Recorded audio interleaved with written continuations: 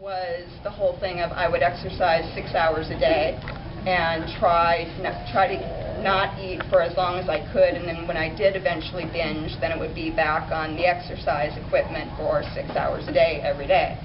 And it was a vicious cycle. Nothing ever happened in terms of me making any progress. You just get on the treadmill and you never get off. And it was a hopeless, despair-filled kind of thing.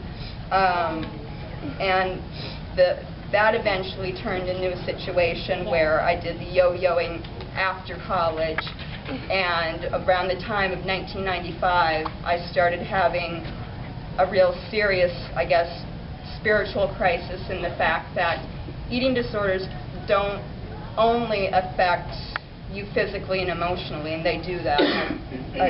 I'm a testament of that. But I'd gotten to the point where I believed the lie that the eating disorders made me unsavable. And I'd gotten to the point of no return, even with my relationship with God.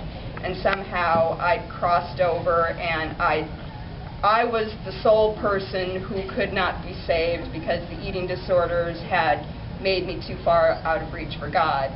And I got into some really crazy, wacky ways of thinking. I got to the point where I didn't think I had faith at all, and there was a point in 1995 where I was doing a lot of wrestling with God. I was trying to run away from the issue of eating disorders because I was so ashamed of it. And I got to a point in 1995 where I wanted God, and I had this come to Jesus moment, literally, where it was, you need to not run away from this. You need to be okay with the fact that other people will know about this. And I got to a point in February of 1995, 15 years ago this month, where I said, fine, if other people know about it, fine. And when that happened, it was like the switch. It was like that was the surrender that I needed to do at that moment. And what had happened as well, simultaneously, I had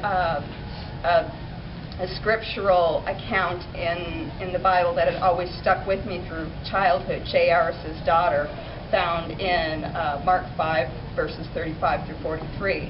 And that had stuck with me, and that sort of became a vision that I had at that time that became real to me, but it came out of the issue of eating disorders.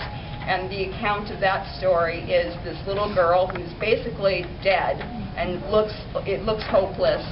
Her father reaches out to Jesus, asks, can you please come and heal my daughter, make her well? Everybody says she's beyond hope, don't bother the teacher, don't bother him, she's dead. He comes in and speaks, Talitha Kumi, damsel, I say unto you, arise. And at that point she gets up, she arises, and he next commands that she be given something to eat.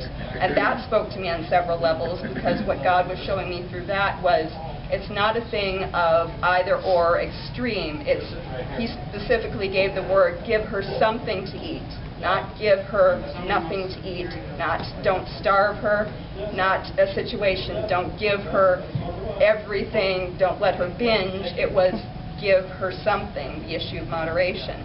So ever since then, it's been a real process in terms of walking this thing out, and there's been a number of things that have come into play. I have sought therapy, getting into God's Word, getting into a church home, a spiritual home, and getting more and more comfortable with the fact that, yes, this is not pretty, this is pretty ugly, but getting comfortable with the fact that this is what it is, to not be afraid of that truth, as ugly a truth as it may be. And beauty has come out of ashes. I did not expect that this would be one of the ways that God would use everything that I went through. I was trying so hard to keep it under lock and key so that nobody would know. But again, the thing that just keeps coming up over and over again is the issue of not being afraid.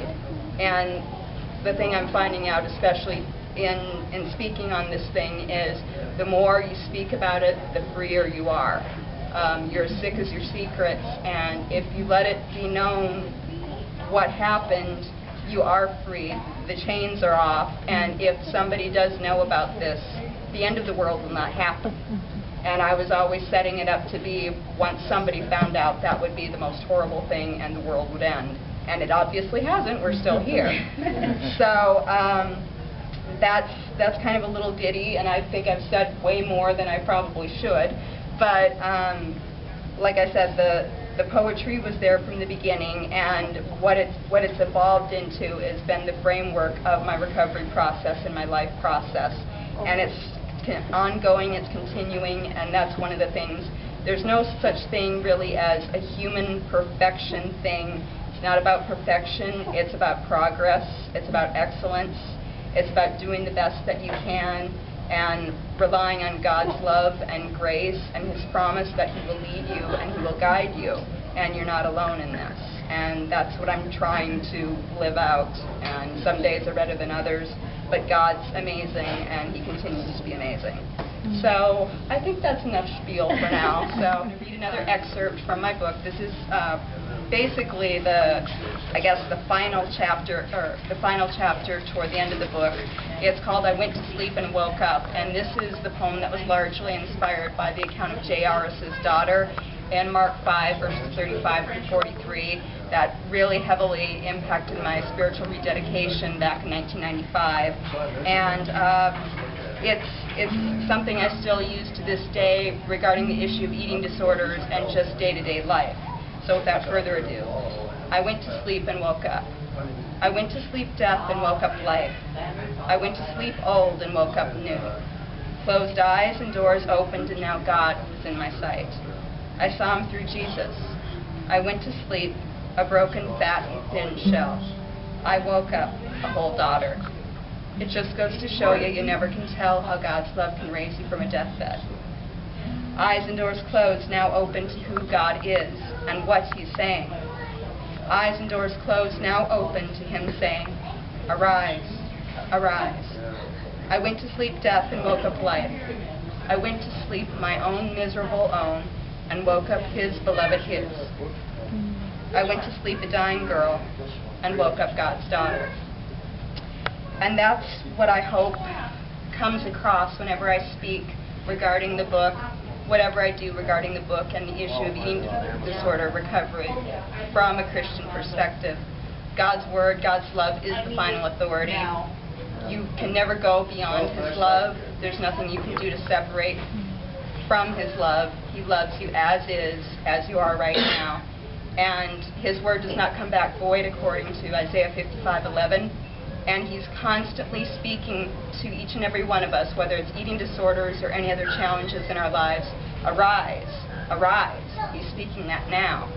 And that's my hope, that we all participate in that and live that out in our lives. Again, I want to thank you for coming out, and please again remember National Eating Disorder Awareness Week starts tomorrow through February 27th.